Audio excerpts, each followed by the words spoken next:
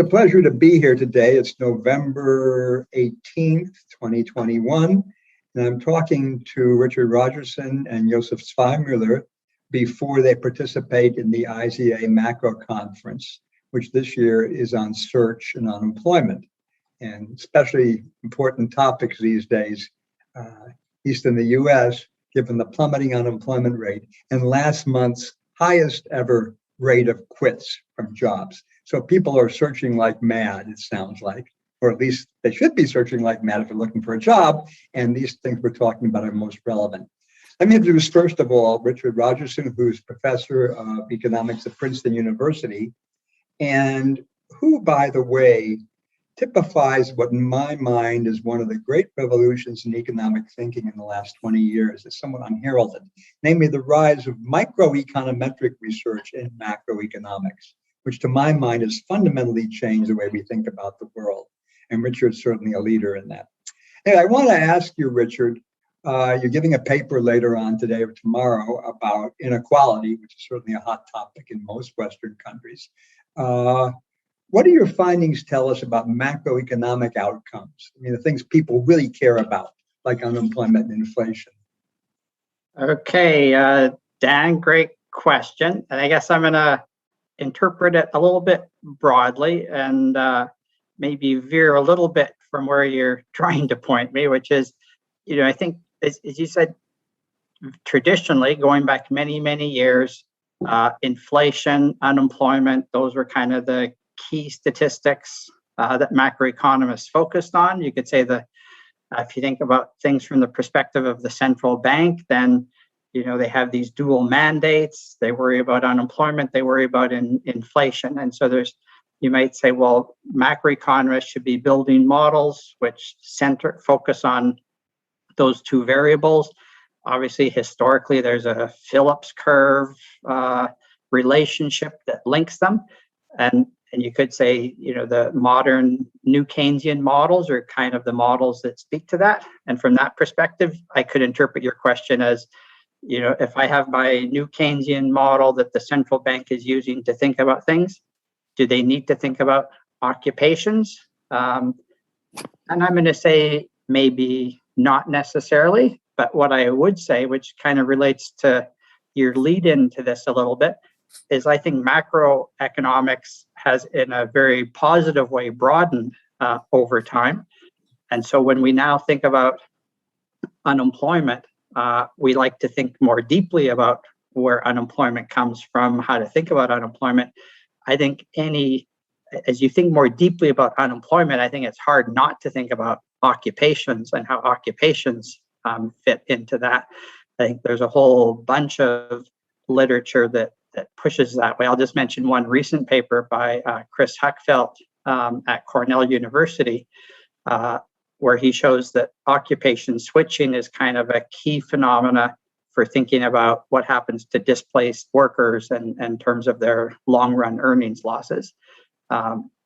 So I do think from the perspective of building a more compelling theory of unemployment and helping policymakers understand what's going on with the experiences of unemployment is just a number, but that number doesn't actually convey all the information that's relevant for thinking about the problem of unemployment, as you well know from your own work. And I think thinking about occupations and what that means for wages and wage changes is a key part of that. And then the other thing I would say is I think macroeconomics has now very much embraced the idea that it's not just about one-dimensional aggregates, that we need to also think about inequality in the context of macroeconomic outcomes. And there again, I think for thinking about inequality, I think occupations play a central role in thinking about that. Let me ask you a following question. Let me interrupt and ask you a question. We've bandied this word occupation around. Let me ask you, what is your occupation? If I were to ask you in response to the census, tell me what your occupation is. I would say I'm a professor. Okay, not an economist. Are you a university teacher or an economist? Well, I just told you, if I meet somebody on the street and they say, what do you do? I usually say I'm a professor. They then say a professor of what, and then I go into more detail. But I guess I self-identify as a professor more than as an economist. Interesting. I wonder how many people who are involved in IZA who are academics would say that. I'm not sure. I mean, my point is, I wonder how fluid these definitions are. We have statistics, we pigeonhole people. We get the measures of inequality that you get. And yet I wonder if the same person asked on 2 different days would say the same thing describing her or himself and what he or she does. Yeah, I mean, good point. I guess what I would say, I've kind of, as you noted, I've kind of thrown out this word occupation. And I think what I would say is I use occupation in the sense that it's important to think more deeply about the kinds of things people do and how that changes, how what's being done in the economy changes over time, and how for an individual, they may have to change the things they do. And occupation is something we have data on that certainly captures part of that. But I think, to your point, it's an imperfect measure. As you know, there's a large group of people now that are trying to talk about tasks that people do, which is another filter to put this through. And all this points, I think the consensus is that it's important to think about the different things that people do. Measuring that precisely and systematically raises many issues, as your question highlights. I mean, I think about the task. You and I, Josef, all do very similar things in our lives. We teach, we try to do research, we talk in public, blah, blah, blah. A sociologist does exactly the same tasks, yet Lord knows I'm very happy to be calling myself an economist or an economics professor, not a sociology professor. I hope I haven't offended too many people who are listening. Let me go on and ask Josef the question. Josef Zweimüller is professor of economics at the University of Zurich, and I believe his office is in the place where I went to high school, on the corner there. Maybe I'm wrong, in the Remistrasse and the Universitätsstrasse. Yes, absolutely. That's my high school. I went there. Workplaces. Yes.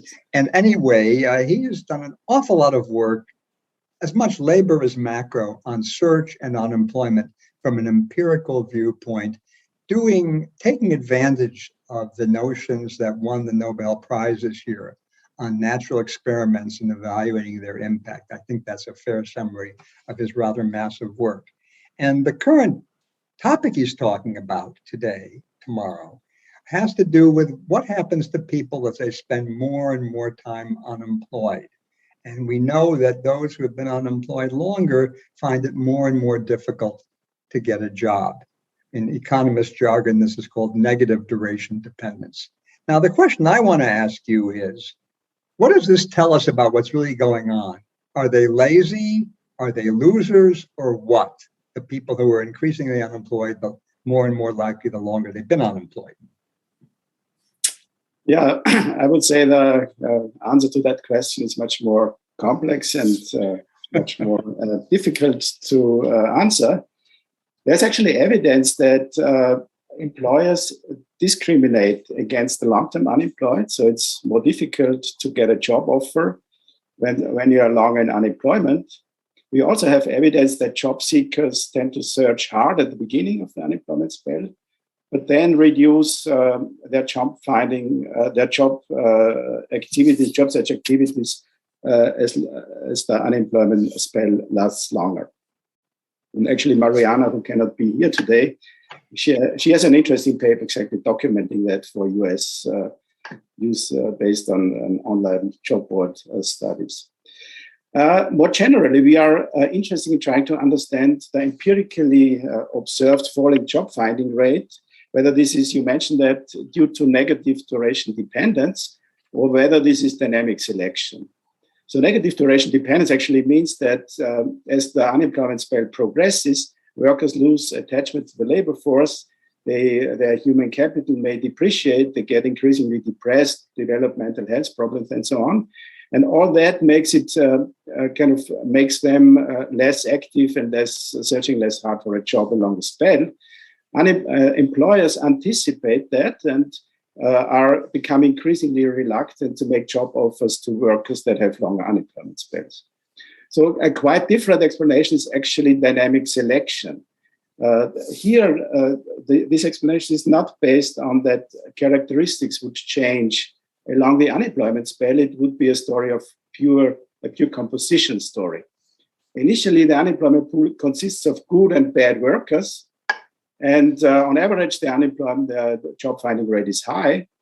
Later on, the good guys have found jobs, the bad guys are left, and they have weaker job chances, and hence the empirically observed job finding rate is lower. So in the cross section, we just get a falling job finding rate as a pure selection, as a pure dynamic selection story. Now, understanding whether duration dependence is the driving force or whether dynamic selection is the driving force is, of course, extremely important for policy. If dynamic selection, if negative duration dependence would be the story, then it's very, very important that we make sure to get people back to work very early. So we need kind of the labor market policies should be directed towards those in avoiding long unemployment spells. Differently, dynamic selection is a story. Of course, it's good to get these people back to work soon, but it's more important to retrain them and make them fit for the labor market. And if you look at empirical studies, then the literature has actually made quite some progress by trying to figure out and disentangle the dynamic selection from negative duration dependence by essentially looking at different aspects or different dimensions of the job search process. For instance, looking at how do job seekers change their search activity, their search intensity during an unemployment spell, or whether employers look at long-term unemployed and whether they hire predominantly short-term unemployed workers versus long-term unemployed workers. So this would shed more light on the employer side. And actually there is evidence in both directions. But what we are still lacking is kind of the comprehensive picture, saying that so that we could say it's mainly duration dependent and it's mainly driven by, say, employer discrimination rather than by the job search behavior of workers.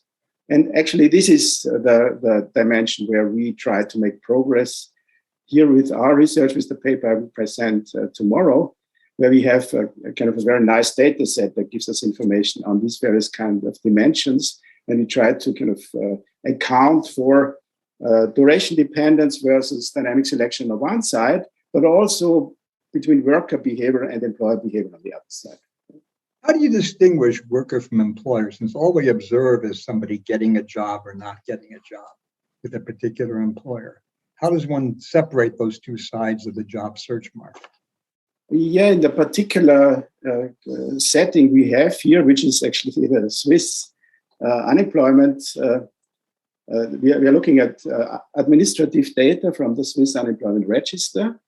And people who are drawing unemployment benefits in Switzerland are obliged to kind of show to caseworkers at the public employment offices that they, do search activities that they require the minimum obligation.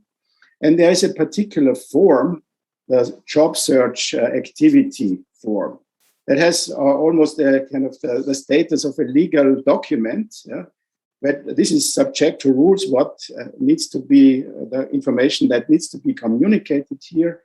And in particular, also that you have to communicate this information in time. So this form lists all the job applications that you made and also when you sent the application. And you also see the outcome of this application. So you see whether you got invited to a job interview. And you also see that conditional on having had a job interview, whether you get a job offer. Okay. Now, what we can show in the data by combining the UI register with the Social Security register, that a job offer recorded in that form is indeed predictive of earning labor income higher labor income later on. So this is kind of suggesting that the data set tells us something about what's going on the labor market for these individuals. Now, this is very nice. If I may interrupt, this is very nice. I thought you were going to tell me that you were doing one of these hateful audit studies where people send out fake resumes, and you're going to send fake resumes with different lengths of unemployment.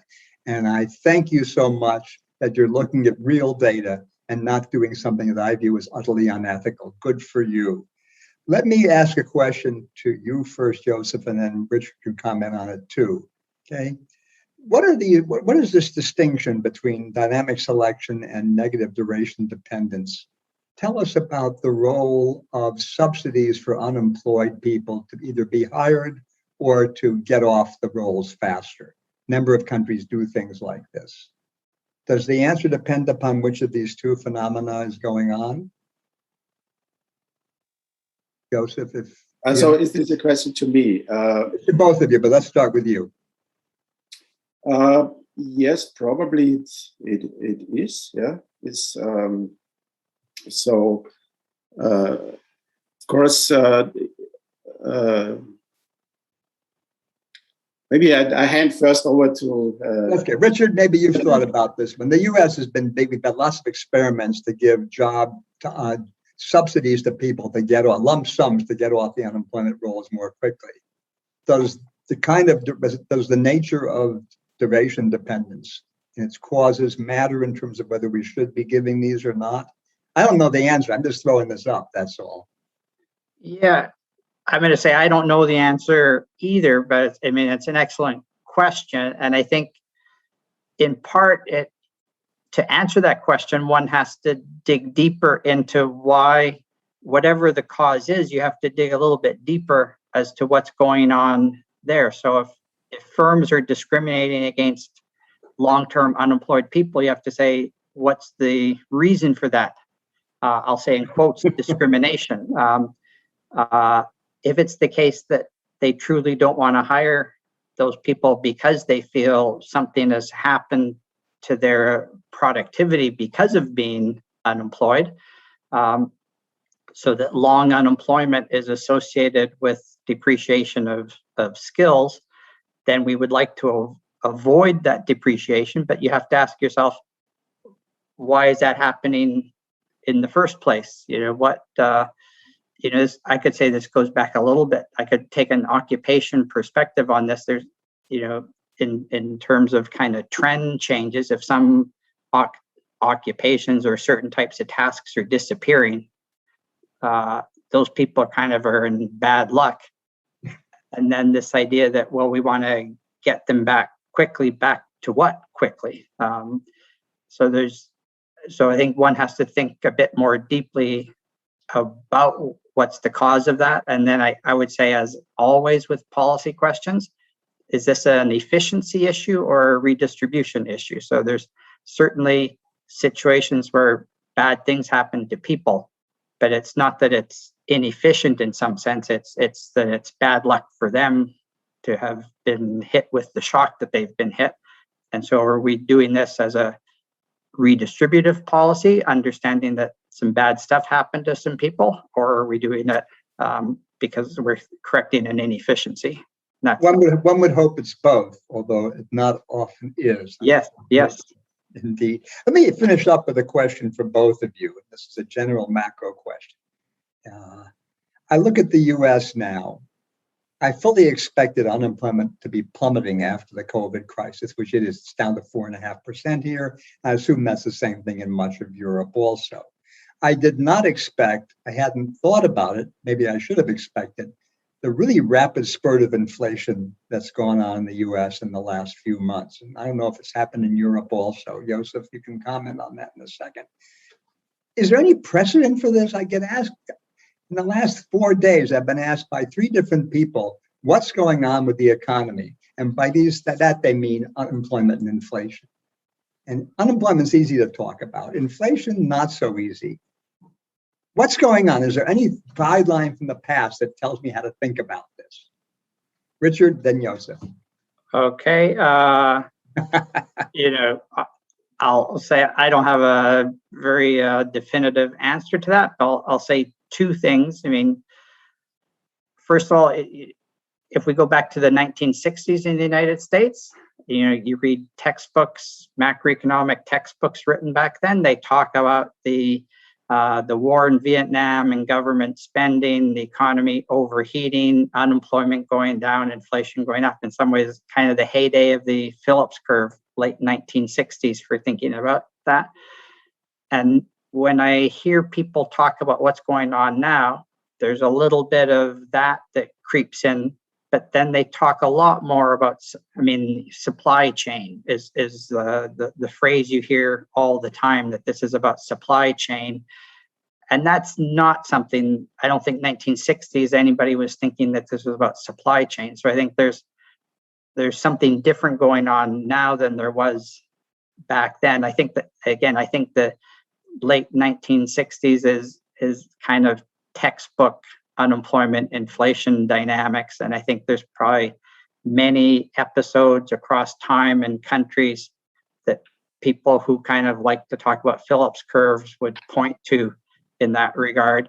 I do think what we're seeing now is different in terms of the supply chain disruptions playing a role.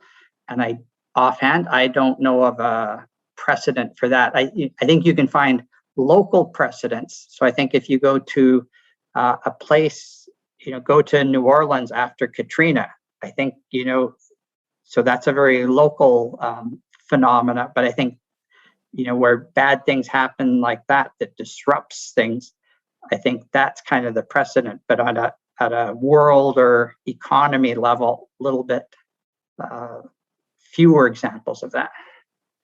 Let me ask you, Josef, and then let me chime in with a thought and then finish up. Any thoughts on this one? I realize you're not a pure macroeconomist. But I'm not a pure macroeconomist, but of course, inflation is also going up in Europe. So the same mechanism are here at work, seem here at work than they are in the US. So there's a lot of talk about energy prices and raising as a price driver. But of course, the current crisis is different from, say, a usual recession. It's a health crisis, and we are kind of deliberately have been closing down parts of the economy, and now we are opening up, and these shortages appear and raise inflation, and I think this is something that we have not seen before, and it's difficult to compare with other. Let me throw one thing out. Also on the labor market, by the way. Oh, of course, labor market, what we see now is that many people during the lockdown probably have thought about whether they should think about changing their occupation, changing their career, and have seen and things became very transparent that certain jobs, particularly also the essential jobs, are very badly paid and have a low status and so on. So I think there's something going on, among the workforce that lets people think twice about whether they like what they are actually doing and whether they should make a change. And this may change the labor market, may change the wage structure, for instance. Particularly if you think about, say, care workers or kind of the lower skilled workers in the medical and care sector, where it became very obvious that these individuals are very much under pressure now and do an extremely important job, but many of them are badly paid. At the same time, we know that even if the pandemic is over, there will be a high demand for these workers simply because of the big demographic changes that are ongoing. So I think here things need to change, and this will also relate to kind of the working conditions for these occupations, the pay for these occupations, maybe the institutional regulations that we need for this. It also relates, to finish up, with Richard's work on inequality within occupations. I don't care how narrowly you define occupations. I should think that this change might cause, to me, a desirable narrowing of wage differentials within occupations. If it is the case that the lowest paid people within an occupation are the ones who are most angry and least likely to go back to work. And maybe to finish up, this might suggest that all the problems of the crisis may have, if not a silver lining, at least an iron lining in this cloud, so that maybe it will lead to some improvements and some reduction in inequality.